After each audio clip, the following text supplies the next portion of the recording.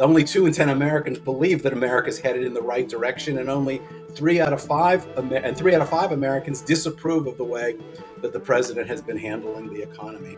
The problem with the administration's position is Americans are not stupid.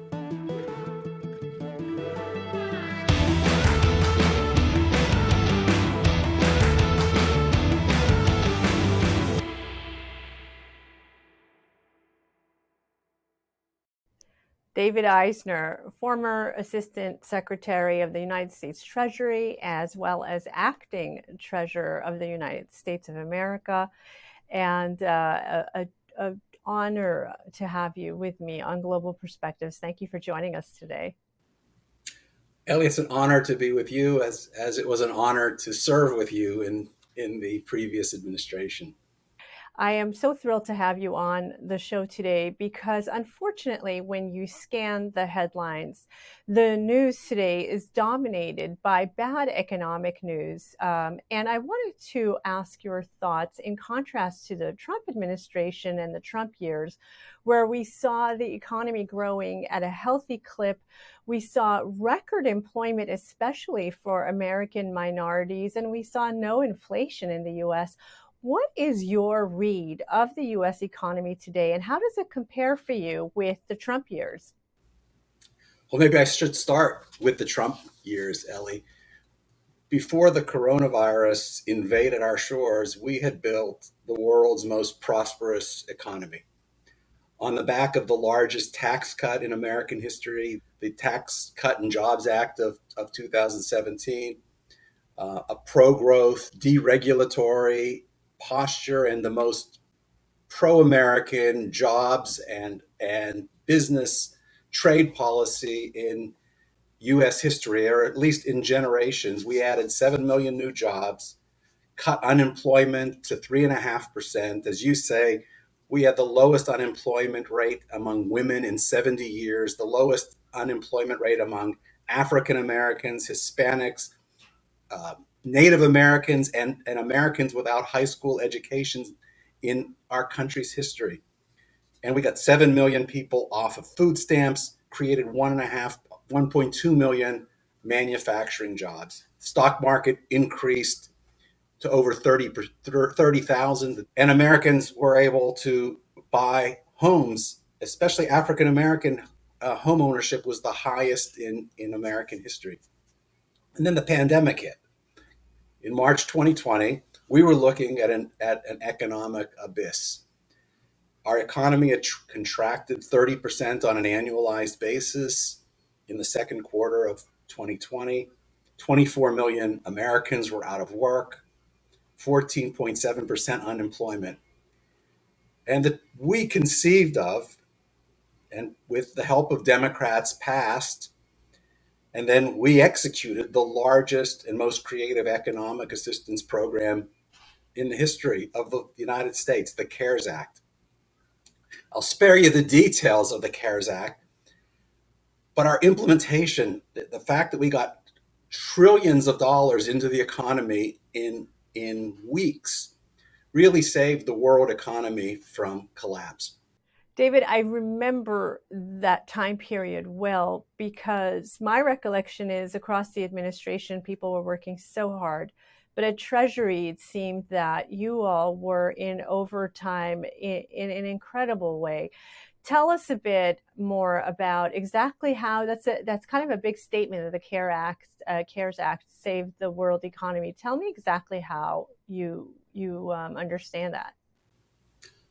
Well, first of all, we were very much in overdrive, and interestingly, the entire program was implemented at the Treasury Department without adding new people. We knew we had to act fast. The fact that the Treasury and the Fed stepped up to show that they were prepared to stand behind U.S. businesses and the U.S. economy brought private capital in to fund us through the pandemic. And then we had the economic impact payments for lower and middle income Americans, which really allowed people to pay their bills, keep their homes, and it was it was the most amazing thing to watch it take place over those couple of months. It's really quite astounding to think about what you just shared, that in this very short time period, um, you and the team at Treasury, Secretary Mnuchin, everyone, that you were able to really rescue, and under President Trump's leadership, rescue the U.S. economy. And so by the time that you have Joe Biden and the Biden administration come in, what you're sharing is that there was already kind of a leveling off going on at that point. Now you fast forward to 2022, where we are today, and as I said in our opening, the headlines dominating the conversations around kitchen tables everywhere in the United States is all about the fact that we may be in a recession and that the economy is really suffering in the US. So how do you explain that? So you can only explain 2022 in the context of 2021, which was when we left office, 56% of Americans said that they were better off. This is in the middle of the pandemic. They still felt better off than they'd been 4 years before. That was according to Gallup. And the current administration, regularly tries to divert America's attention by focusing on a couple of traditional measures: GDP growth and low unemployment. The problem with the administration's position is Americans are not stupid. They recognize that both of those improvements, as you pointed out, had already been occurring when the new administration came into place. Unemployment had already rapidly recovered when the lockdowns ended, and both unemployment and GDP growth had surged in early 2021 when the most important um, pandemic response was the non-economic one. It was the health one, which was the vaccine, which President Trump had financed and pushed for. We were already well on the road to recovery, and we're very much recovering. And and um, and by the way, the current administration took credit for the massive uh, rollout of those vaccines. That didn't just happen in February, March, and April because they came into power and all of a sudden they had such a brainstorm. All of that had those logistics and that planning had been going on for a year. The most important thing that Americans are feeling is inflation, and and that's what's killing people. It's really the silent tax. People, but when things cost, we say 8%, inflation's up 8%, but nobody really feels 8%. They feel 30, 40, 50% at the gas pump. They feel 20, 30, 40% on their food bills. And which is why only 2 in 10 Americans believe that America's headed in the right direction, and only 3 out of 5 Americans disapprove of the way that the president has been handling the economy. So um, in early 2021, we didn't need a new relief program. And under the guise of pandemic relief, we got a $2 trillion stimulus, which has really been the source of this inflation. It wasn't necessary, it was irresponsible. Not only did I scream about this massive stimulus and in an article I wrote in the National Review, but prominent Democratic economists, Larry Summers, the former Treasury Secretary, Peter Orszag, the former Director of Office of Management Budget, also expressed how ill-conceived this giveaway program was. You also mentioned gasoline prices and how much that's hurting Americans. In fact, you've written an op ed recently in The Hill, which I want to quote from. The president, taking the lead from extreme elements of his party, has used his administration to demonize the oil and gas industry and implement policies that have served as a disincentive for energy companies to produce. Can you tell us what you meant in that piece? Sure. Almost the very first act that the president signed an executive order for when he first came into office was to shut down the Keystone Pipeline. We produce in this country about 12 million barrels of oil per day. That pipeline would have transported 800,000 barrels a day of Canadian oil to refineries in Texas. That's a big amount of oil. Second, the president also immediately, I think in that first week of office, put a moratorium on exploration and drilling for oil and gas on federal land and waters. These are programs that had been in place for decades. A regular schedule of leases for energy companies to explore and produce fuel. The administration placed a moratorium. By law, they were required to have a new plan in place by March 2nd, which they missed. There's no plan for lifting that moratorium. In fact, on June 30th, the administration issued a plan to have a plan with no delivery date. So they're kicking the can down the road. Instead, the president is going to Saudi Arabia to beg for oil there. They've made overtures towards Venezuela. The fact of the matter is, in America, we produce energy cleaner than anywhere else in the world. So to buy energy somewhere else, import it, is creating more carbon gas and um, environmental problems than anything we would do in this country. The other thing that the administration has done is they've placed more burdensome environmental processes on the energy companies. They've again, for an industry that's the cleanest producers of energy in the world. Um, oil doesn't oil and gas isn't like turning on the spigot of your kitchen sink. It takes years and billions of dollars oftentimes to drill wells, and no company could be expected to do that if they believe that the government is going to raise their costs and shut them down every time that they feel that the spigot should be turned off. And David, what I think you're saying is that we were an energy independent country during the Trump administration. President Biden comes in, he issues these executive orders, and suddenly we're energy dependent. You think that this makes no sense? You think this is President Biden caving into the far left of his party? Oh, for sure. I mean, the we weren't just didn't just become energy independent or certainly energy secure. We exported more liquid natural gas to Europe in January than the Russians did. That's how capable we are and we were. It relates to the article that you mentioned, which is the grand bargain, which says it's going to take 30 years. It's going to take at least a generation to get to where the green um, lobby and where the environmentalists would call nirvana, which would be maybe 50% of our energy will be electric and wind and solar.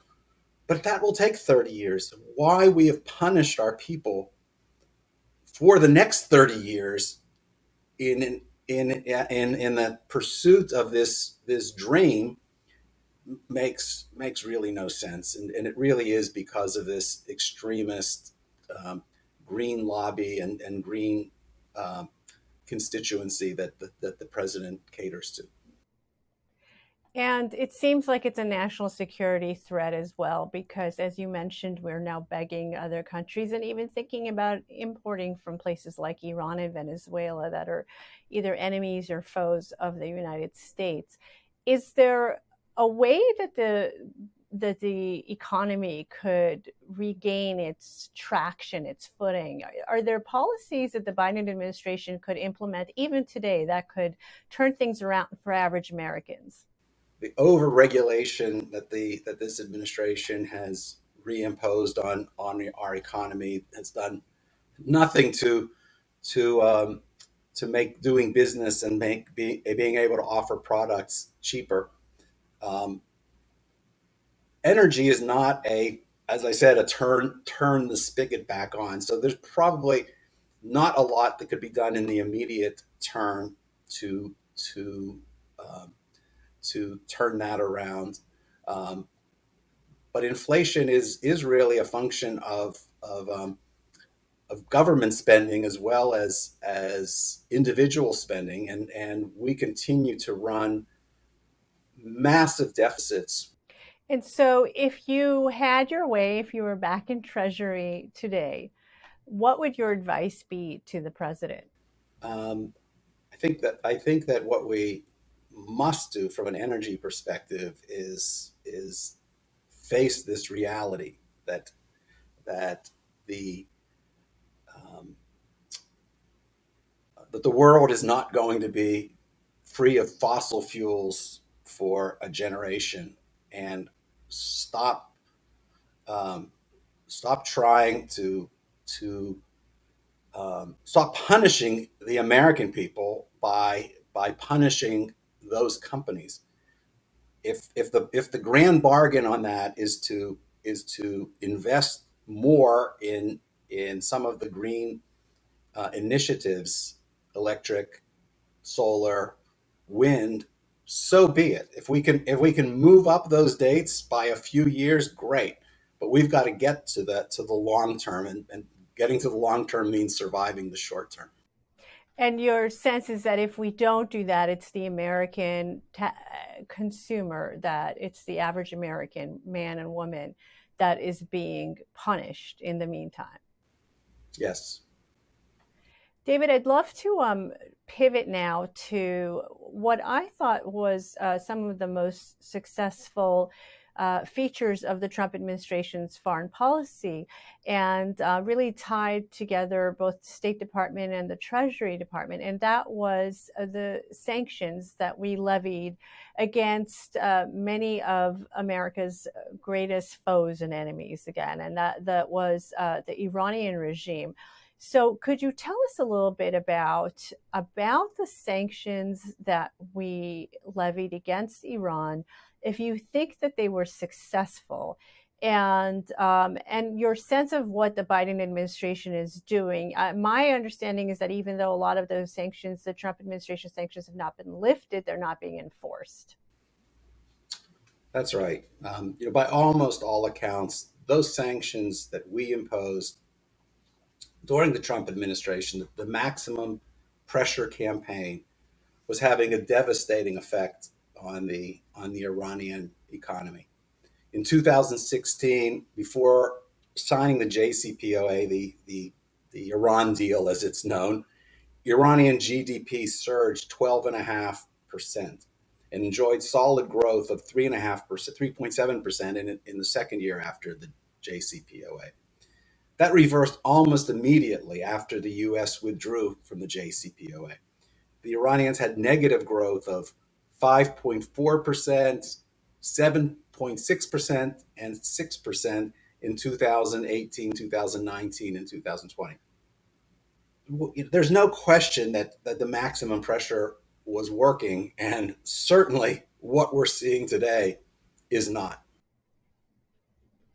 That is the argument I've heard from analysts all over, that indeed maximum pressure campaign was working and the Iranian economy was just on the verge of collapse when the Trump administration, when we left office.